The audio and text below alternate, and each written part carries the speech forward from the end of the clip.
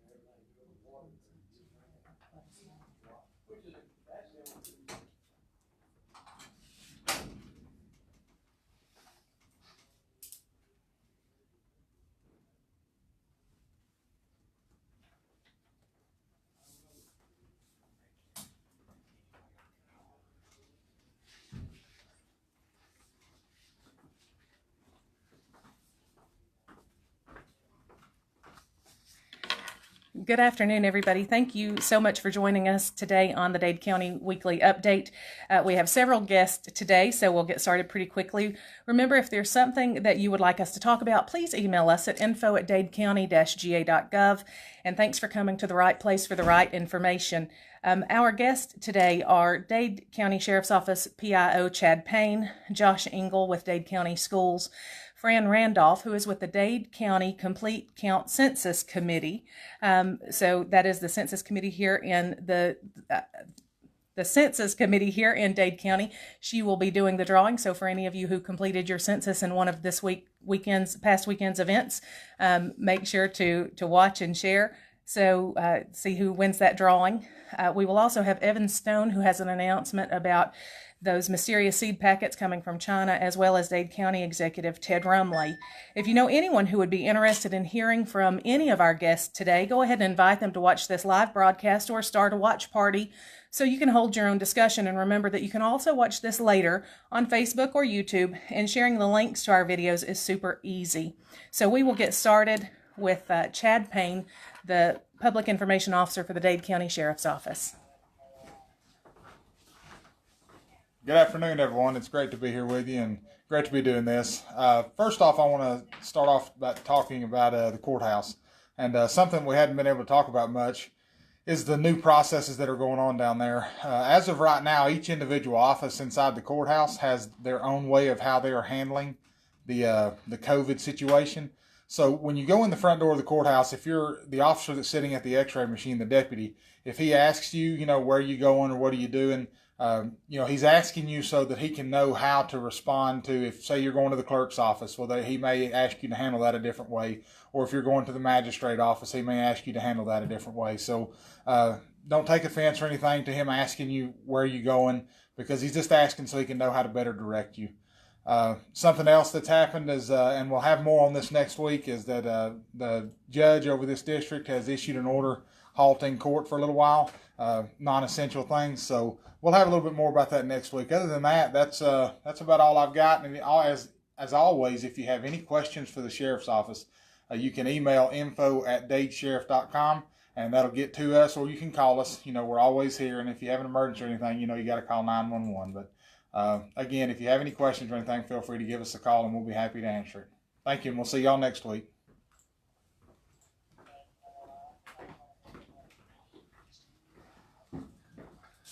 Good afternoon, everyone. I'm Josh Ingle, representing the Dade County School District. As Officer Payne said, it is great to be here.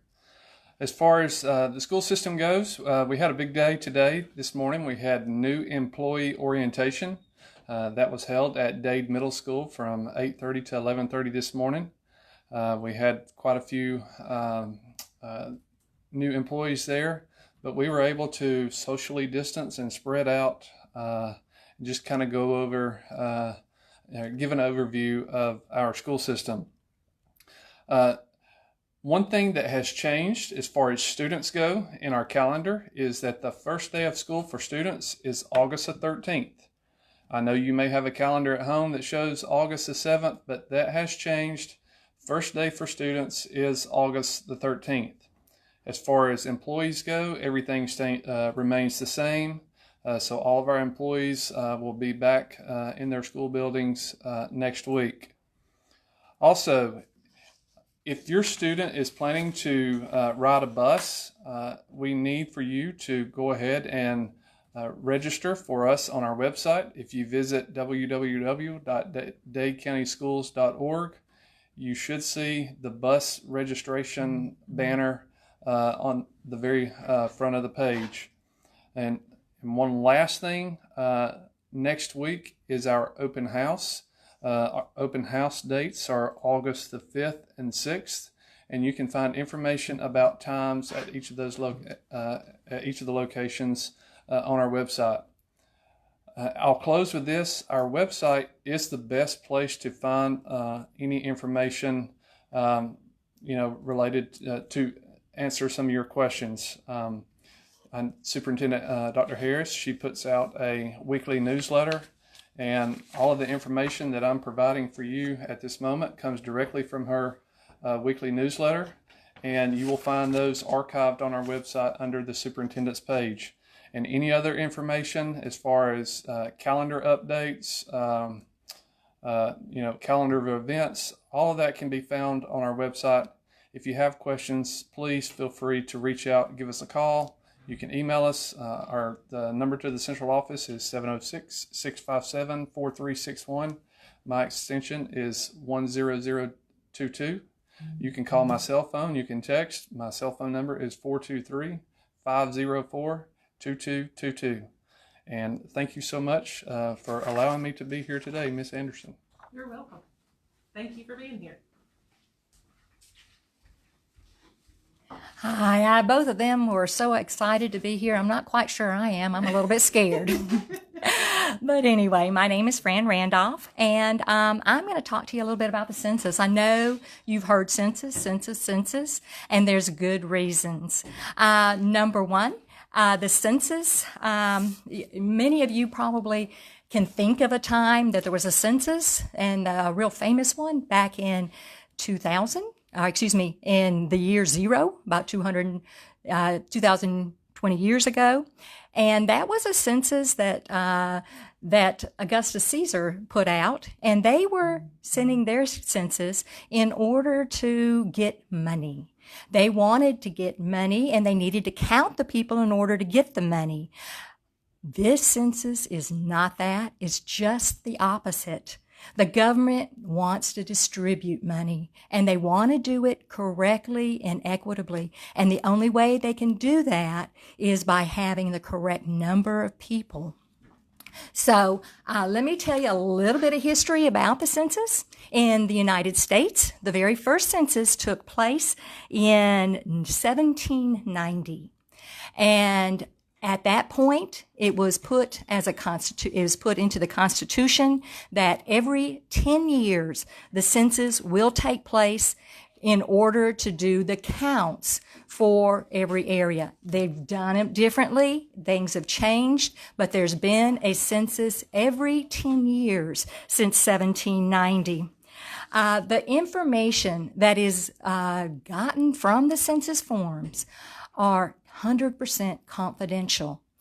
They are not going to any other agency. That no names go to anywhere. The only person who can get any of that information is only yourself with a special form with all your ID. You can see your own census form that's got your name on it, and that is the only one. The Census Board or the Census Bureau shreds every document once those numbers are gotten off. The information is totally confidential and private for 72 years. Not many of us are going to be around in 72 years. Some, maybe some of you youngins, but 72 years, then the numbers are put out. And those are primarily put out for those that are doing genealogy studies. And let me tell you, those that do genealogy, they're not real happy because our census is asking less and less information. They have fewer questions, and there's really nothing personal on it whatsoever. When you fill out a census form, they're going to ask the name of the individuals who were living in that address on April 1st. So they're needing that number. And then from that number, they need the name, the gender, date of birth, the race, and ethnicity. That is all that is on that form.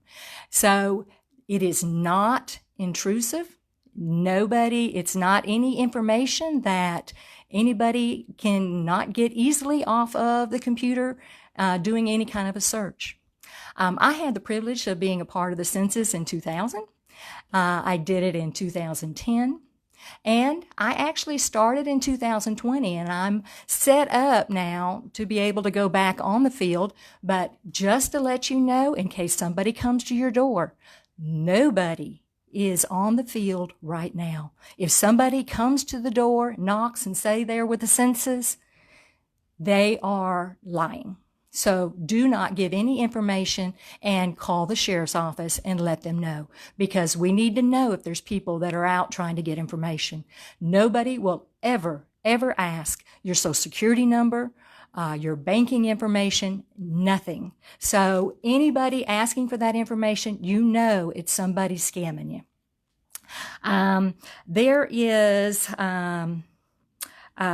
We want to get the information out to everybody about filling out the census. It's extremely important for our county. Again, we're looking for numbers. And when we do it only every 10 years, so whatever number we get with by the end of our date, which I think is October 31st is the last day that all the numbers can be in. Once that's done and it goes to Congress, that is the number that we have for the next 10 years. And it's important for a couple of reasons. One is our representation. The House of Representatives is determined, the number of House of Representatives and how many people are included is determined by the population, not the Senate. The Senate, every state gets 2, but on the House of Representatives, that's based on population. So the lower the population, the less representation that we'll have in the state. Another thing, many of you have been involved with FEMA and have had to deal with issues with tornadoes, not just one, but even two possibly. And that, the emergency funding, again, is based on population.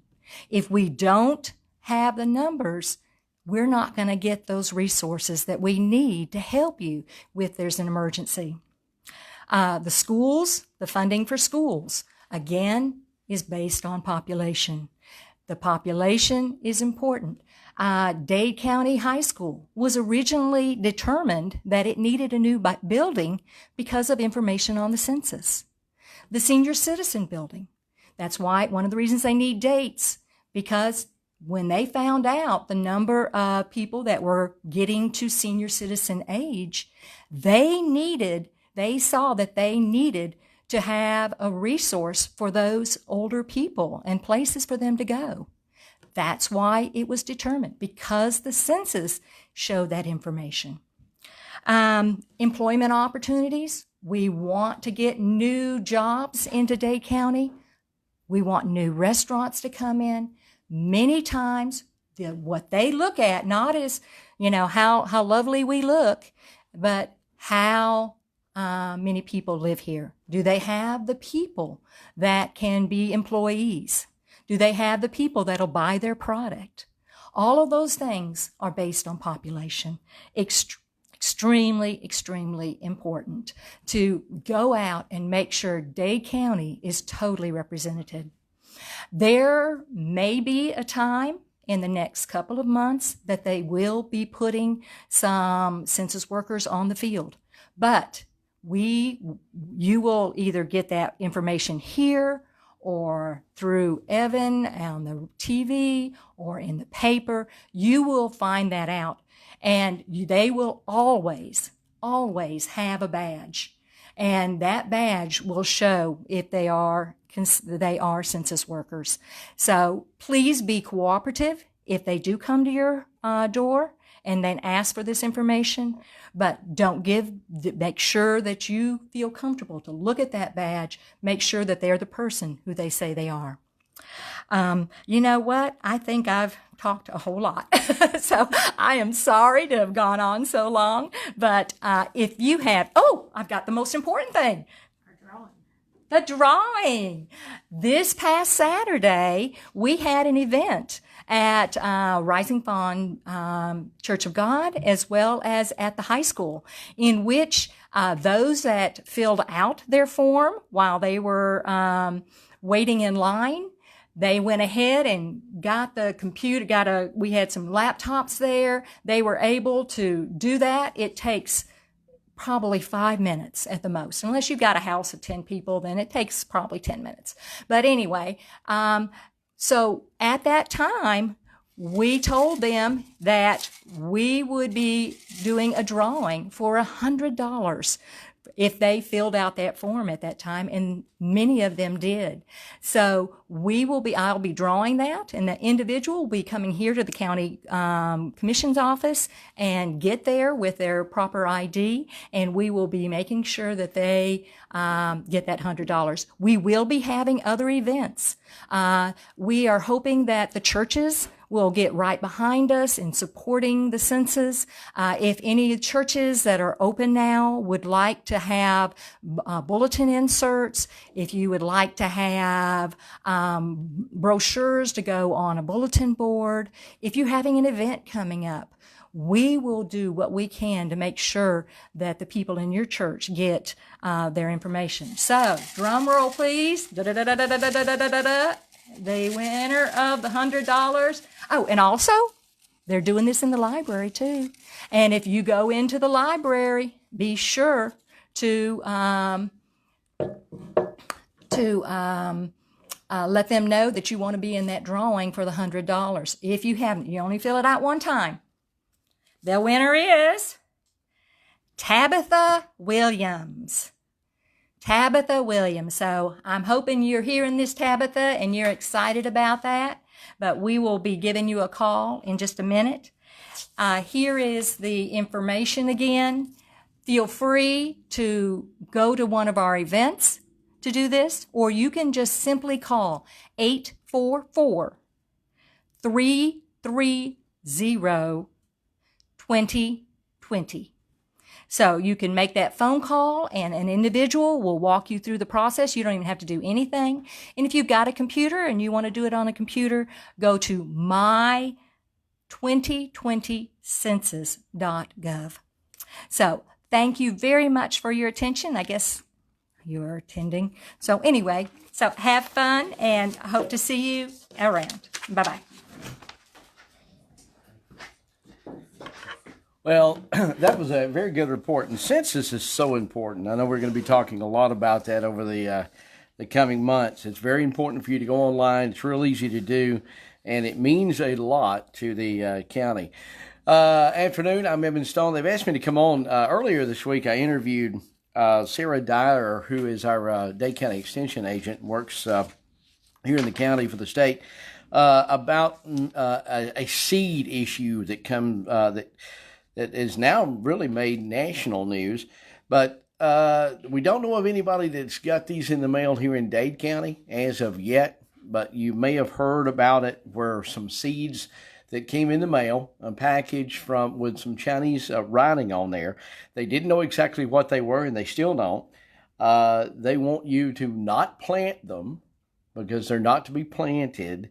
They want you to package them and then mail them depending on what state you live in. And we know that Carey says there's some folks from Alabama and Tennessee that are watching. So I'm going to give you all three of the addresses. So if you do, you can not plant them, and they want you to put it in a plastic container and mail it to them. In Georgia, you mailed it to the Tifton Seed Lab, and that's P.O. Box 1507, Tifton, Georgia. And the zip code down there is 31793. And in Alabama, they're asking you to contact the Ag Department of Alabama and make arrangements where they can pick the seeds up. And in Tennessee, they're asking you to mail those to the Tennessee Department of Agriculture.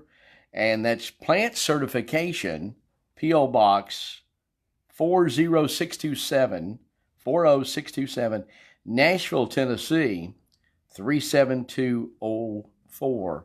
That's 37204. So you got Tennessee, Georgia, and Alabama, all three different locations that you mail those seeds to. The latest information they've got, they could simply be a brushing scam, they're calling it. They're saying that there's no evidence that the seeds were sent with ill intent, but they do not know for sure. That's the reason they're asking you, do not plant them and send them back to the state's testing facilities when you get them. So if you didn't get them, don't throw them in the garbage and don't plant them. And if nothing else, if you get them and you don't have means to be able to send them back, call the Dade County Extension Agent office at 706-657-4116. That's 706-657-4116. And I believe if you're watching and on Facebook Live on the Dade County site, you can scroll down a couple of days ago when I interviewed Sarah Dyer and get some more information and that address again that's on the Facebook Live site. Where a video a couple of days ago in the afternoon, we were able to talk with her about that. And I don't know, I know the executive is coming up next. I do want to say, and he may not know this, and he may, and this is for the folks that may have business in Walker County.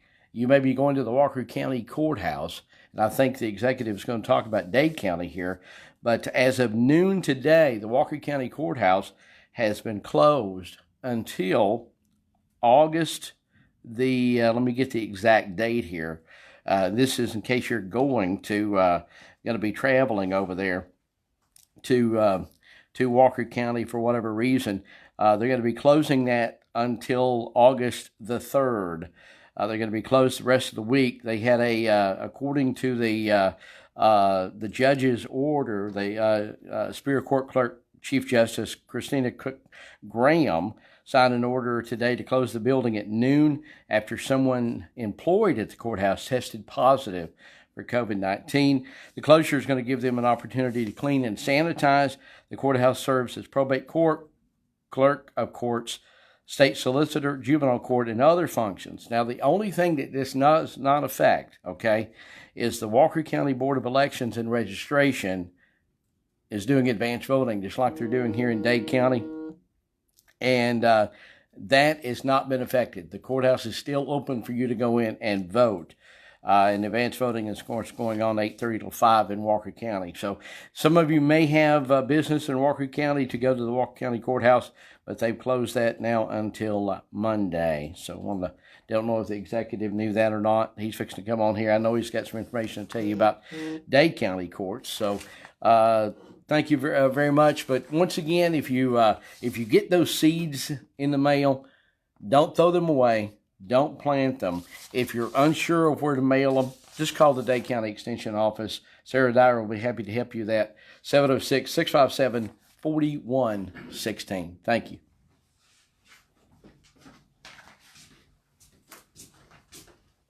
Thank you, Evan. Good report. Good report on our census, too. I've got a few things here to talk about before I go into our numbers, our COVID numbers, but as many of you know, we've been working at on Lookout Mountain there on the lake there. Work's going really, really well, knock on wood. The weather's been good for us. Right now, until probably Monday, we'll have the piping coming in, and they'll be laying pipe. We're dropping the water level down to the standard where we can actually get in there and install the first 4 pipes. So that'll be happening next week. Hopefully we can start bringing the water level back up by the end of the week, or at least have it if Mother Nature works with us anyway. Of course, that'll depend on rain and all, but then we'll be back on the box cover building it. So anyway, that's going very well. Everyone's talking about Walker County Court. Well, our court in our court facility here, the Superior Court Clerk's office will be closed until Monday. She had a little bit of a, I guess, scare, call it what, but the possibility of COVID-19 patient, or not patient, I shouldn't say patient, but the person's being tested as we speak, and possibly they were in the office or entered the office, and so she chose to go ahead and close. I think she's got someone over answering the phone. We did go in today, and we did a complete makeover of the office as far as going in and actually spraying it with our Alex and Ansel. We take care of that ourselves. We've got a machine that we bought to do that, and we sanitize it. And that's the same thing we use on our ambulances if we transport a patient. So the office is good and clean now, and we're just going to wait and see what Kathy decides to do Monday. Tonight we will be having a meeting at 6:30. Be a very short meeting. It's something we're required by law to do to adopt our millage rate. Good news, is on that. It's the millage rate unofficially right now will be official tomorrow, but we are actually going to be decreasing just a little bit. It's not enough to really brag about, but we're maintaining our millage rate, from last year, and you're going to be, seeing like a minus 0.226 in the incorporated, and then 0.147, a little decrease there in our incorporated area, which is the majority of our county. So that's good news. We want to say we appreciate all of our constitutional officers and our elected officials working with the commission. It takes everybody together to try to keep this, to keep our expenditures down and to keep the millage rate down. So this year, next year, we're not, you never know from year to year with this COVID and all. We'll look at our revenues, we'll start back, and actually we'll start looking at budget and doing budget right after January, working on that, because our fiscal year ends in July. So we it's a never ending thing. But anyway, that's tonight at 6:30. If anyone wants to come, they can come. But like I said, it's not going to be a very lengthy meeting. It'll take me longer to call it to order than it will to actually have the meeting. Early voting. I want to mention that. We try to mention that every day. We talk about it, but we try to express to people that it is going on right now, and it's right out in our commission meeting room.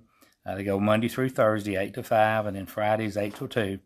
And you can come in. There's usually never a line, so you can come in. There's and in and out, and if you're at your lunchtime, and vote. And then August 18th, isn't that right? That's when our August 11th. 11th. I'm sorry, August 11th. August 11th. That will be the of course the day of the voting. And usually when we got runoff elections going on, it's really a low turnout, so it's really critical for you to come out and vote, because those elections could be decided by one vote. I mean, it's just really that critical. So try to do that. We do have a county program going here from dislocated worker grant that we've got. If you've been affected by the COVID-19 in any way, as far as your job goes, we have a lady here that's here 5 days a week, Paula Stallings, and she's taking applications. This is only like a 4-month job. It could lead into full time. Most of the time it does not. It's just to help you get back and maybe work here until you get your regular job back or whatever. But if you think you might qualify for that, come in and talk to her, and you can call her. Call here at 706-657-4625 and ask to speak to Paula. And Alex is working to get her a cell phone direct number where you can call and talk to her about that. And it'd be good to call, before you come in and just see, because you may be eligible, may not be, but she can tell you real quick, what to do there. County Road 6, I'll touch on that real quick. As soon as we can pull off of the lake out there on the mountain with our crew, we're going to go ahead and get a road cut into the bottom off the side of the mountain there. If we can do that, we can get the other contractors maybe started in to drilling and get on that project. But that's a project that will happen between now and late fall. It's going to take a while. We'll have that road shut down probably at least a month, probably. Just doing that project. So that is something that's going to happen. In the next few weeks, hopefully we can get started on it. We do want to mention our driver's license people. They will be here on August the 10th. That's a Monday. We've had some people really get upset with them going in there. They didn't realize you're supposed to have an appointment, but according to them, they want you to have an appointment. If you do not, you may have to wait. You may have an hour or so wait, on you, because they're going to take the appointments first, but they will work you in. And the number, you can call is area code 678-413-8400. Or you can go on our website, and Carey has that posted there. It's very easy to find. Want to mention, too, that our testing is still going on downstairs, our health department. They're actually from 8:30 to 12. They did change their time. I had some people the other morning come in, thought they were, the other day, they thought that they were doing the evenings, but they're not anymore. And they're not testing on Saturdays anymore. So it's Monday through Friday, 8:30 to 12. And it's very easy. It's free. It don't cost you anything. And if you really, you stay in your car, you fill out just a small form. And it's just usually there's not a real big line. There has been some lines in there, but not over 2 or 3 cars. So just remember that. Any questions on anything that I've talked about today? Carey's got pretty much everything I've mentioned on our website. You can go in and pick up on anything pretty much I've talked about. I will go into our numbers. We have increased since last Thursday. We were at 89 when I actually talked to you last week, and we're at actually 102 in Dade County right now, and that is active cases that have since it started, since actually months ago. That's how many active cases that we've had.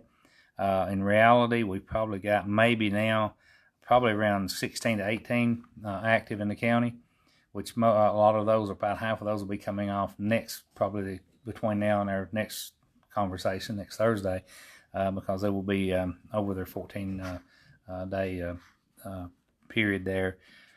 The actual, Evan, I think you told me this morning. I don't know where you came up with this. I couldn't find it. But as far as actually people has been hospitalized, that means on ventilators in hospital. What was that number?